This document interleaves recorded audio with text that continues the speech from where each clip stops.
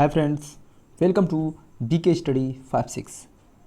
तो BK study 56 में बलजीत कुमार आपका स्वागत करता हूं।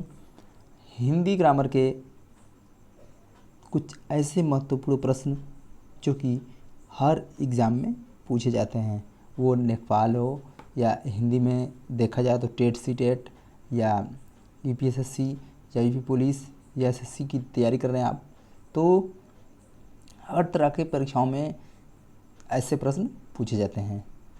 तो इसके पहले फ्रेंड्स एक बार मैं आपसे कहना चाहूँगा कि यदि यूट्यूब चैनल्स केवल नाच गाना इंटरटेनमेंट फिल्म के लिए है तो कोई बात नहीं। यदि आपको लग रहा है कि नहीं एजुकेशनल चैनल के लिए भी है तो प्लीज़ हमारे चैनल को आप सब्सक्राइब करके ही जाइए और वीडियो को लाइक कीजिए ताकि हर नोटिफिकेशन सबसे पहले आप तक पहुँचे।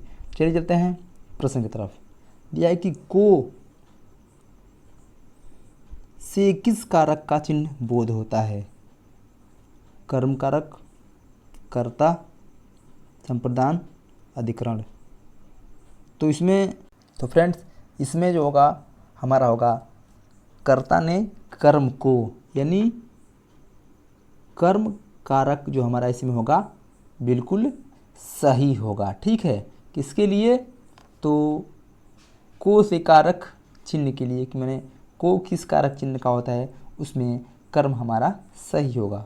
तो फ्रेंड्स अब चलिए अगले प्रश्न की तरफ। किस रस को रस राज कहा जाता है?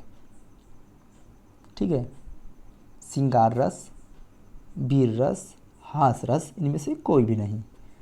तो आप जानते हैं कि इनमें श्रृंगार रस को ही रसराज कहा जाता है, यानी हमारा पहला ऑप्शन बिल्कुल सही होगा।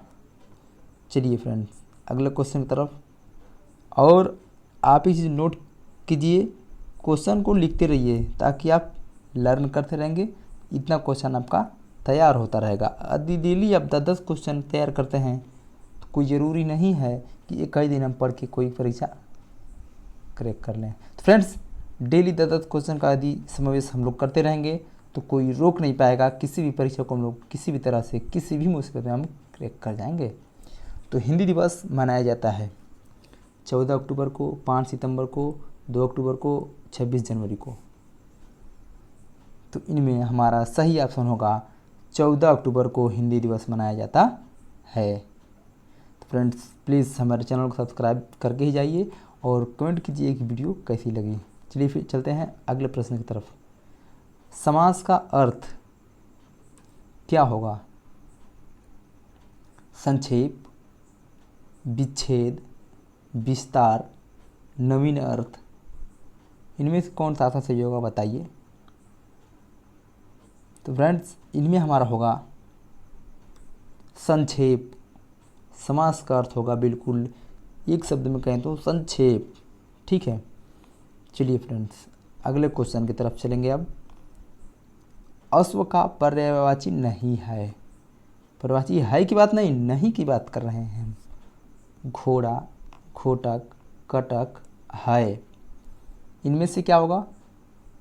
तो फ्रेंड्स इसमें होगा कटक। कटक जो है कि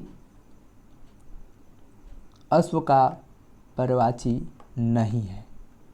ठीक है, तो चलिए अब चलते हैं अगले क्वेश्चन की तरफ। देखिए एक क्वेश्चन तो कई बार आ चुका है, हर परीक्षाओं में आता है कि नाक का बाल होना मुहावरे का अर्थ है। ये जो मुहावरा है नाक का बाल होना, इसका मतलब क्या होता है? अधिक पास होना या कष्ट देना या अधिक प्रिय होना या पालतू होना, इसमें से क्या होगा बताइए। देखिए फ्रेंड्स इसमें जो है कि इसमें होगा हमारा कि अधिक प्रिय होना, मतलब किसी से बहुत लगाव होना। ठीक है, तो चलिए अगले क्वेश्चन। संकर शब्द किसे कहते हैं? ग्रामीण भाषा का शब्द है उसे कहते हैं, या संस्कृत भाषा का शब्द है उसे कहते हैं, या ग्रामीण व संस्कृत भाषा कुछ भी शब्द उसे कहते हैं, या दोनों से मिलकर बना शब्द उसे कहते हैं। तो संकर शब्द दो भाषा की शब्द से मिलकर बना शब्द होता है उसे हम संकर शब्द कहते हैं, जो कि इसमें हमारा लास्ट ऑप्शन बिल्कुल सही है। ठीक है फ्रेंड्स, अब चलते हैं अगले प्रश्न की तरफ। अष्टछाप के कवि नहीं हैं।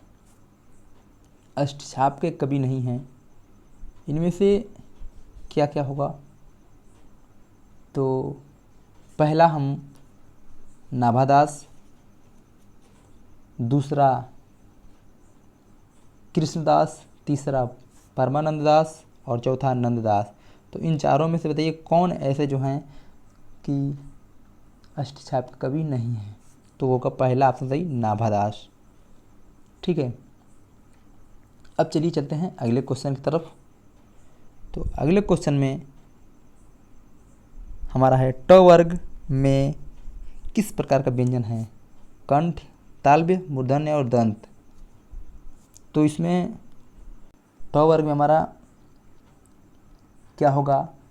इसमें मूर्धन्य आते हैं, ट, ठ, ड, ढ, मतलब मूर्धा से स्पर्श होकर जो ध्वनि निकलती है वो मूर्धन्य व्यंजन हैं, जो किसमें आते हैं? पूरे हमारे ट वर्ग में आते हैं। चलिए फ्रेंड्स, अब चलते हैं बहुत ही बेहतरीन क्वेश्चंस। विनय पत्रिका की कौन सी भाषा है? यानी जो विनय पत्रिका है उसकी भाषा क्या है? अवधी है, खड़ी बोली, ब्रज भाषा, अपभ्रंश। तो फ्रेंड्स, करेक्ट आंसर इसमें से क्या होगा? तो ब्रज भाषा हमारी जो है कि विनय पत्रिका की भाषा है, हमारा क्या है? ब्रज भाषा। ठीक है फ्रेंड्स, अब देखिए आगे क्या होगा कि अगले प्रश्न में कवितावली के रचनाकार कौन से हैं? सूरदास, जायसी, तुलसीदास, घनानंद। ये सूरदास, तुलसीदास, जायसी और घनानंद, इन चारों में से कौन से हमारे कवितावली के रचनाकार हैं? तो फ्रेंड्स, तुलसीदास जी हमारा बिल्कुल इसमें सेकंड ऑप्शन बिल्कुल राइट होगा। ठीक है, तुलसीदास जी ही कवितावली के रचनाकार हैं। तो चलिए देखते हैं कि क्या हो रहा है। तो आप फ्रेंड्स अगर हमारे इस वीडियो से 1% अगर समझ में आ जाए तो मैं समझूंगा कि मेरा वीडियो बनाना बिल्कुल सफल। और फ्रेंड्स, अपने अगल बगल जितने स्टूडेंट हैं सबको बताइए, और प्लीज़ सबसे पहले वीडियो को लाइक तो कीजिए और सब्सक्राइब कीजिए, ताकि सबसे पहले ऐसे लेटेस्ट वीडियो बिल्कुल फ्री में आपके पास तक पहुँचे, और सबसे पहले प्लीज़ सबसे पहले आप तक पहुँचे। तो चलिए वीडियो बंद करते हैं। धन्यवाद।